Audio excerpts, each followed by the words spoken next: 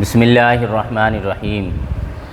کیا عورت بچے کو ناپاکی کی حالت میں دودھ پلا سکتی ہے یا نہیں؟ تو پہلے یہ بات سمجھیں کہ پاکی ایمان کا حصہ ہے، اس لیے جب غسل فرض ہو جائے تو کوشش یہ کرنی چاہیے کہ جلد سے جلد غسل کر لیا جائے، اس میں تاخیر نہ کی جائے۔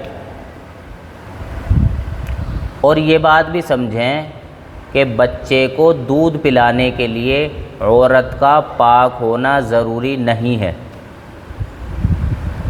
اس لیے عورت بچے کو ناپاکی کی حالت میں دودھ پلا سکتی ہے، یہ کام بھی جائز ہے، گناہ کا نہیں ہے۔ لیکن کوشش یہ کرنی چاہیے کہ جب غسل فرض ہو جائے تو غسل جلدی کر لیا جائے، اور غسل فرض ہونے کے بعد اتنی تاخیر کرنا کہ ایک نماز قضا ہو جائے، یہ گناہ ہے۔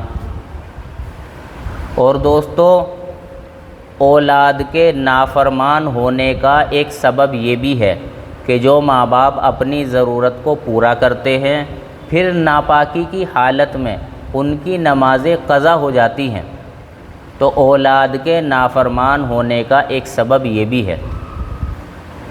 اسی طریقے سے دوستو، اولاد کے فرما بردار، پرہیزگار، دیندار، یہاں تک کہ عالم بننے کا ایک سبب یہ بھی ہے کہ جو ماں پاکی کی حالت میں وضو کر کے ذکر کرتے ہوئے بچے کو دودھ پلاتی ہے، تو ایسی عورت کی اولاد فرما بردار بنتی ہے، نیک بنتی ہے، متقی پرہیزگار بنتی ہے، یہاں تک کہ عالم بھی بن جاتی ہے۔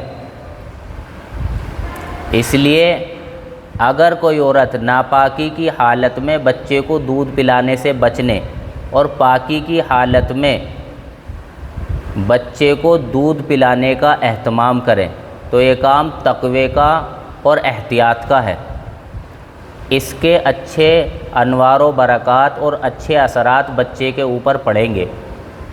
اس لیے کوشش یہ کرنی چاہیے کہ بچے کو پاکی کی حالت میں وضو کر کے ذکر کرتے ہوئے دودھ پلایا جائے۔ اور دوستو، حدیث شریف کے اندر یہ آتا ہے، آپ صلی اللہ علیہ وسلم نے ارشاد فرمایا کہ اس گھر میں فرشتہ داخل نہیں ہوتا جس میں کسی ذی روح کی تصویر ہو، یا کتا ہو، یا ناپاک شخص ہو۔ تو ان کا اہتمام کیا جائے۔ ناپاکی کی حالت میں جب غسل فرض ہو جائے تو فوراً ہی غسل کر لیا جائے، اور بچے کو پاکی کی حالت میں وضو کرتے ہوئے ذکر کرتے ہوئے دودھ پلایا جائے۔ اللہ تعالیٰ صحیح سمجھ کی توفیق نصیب فرمائے۔ وآخر دعوانا الحمد للہ رب العالمین۔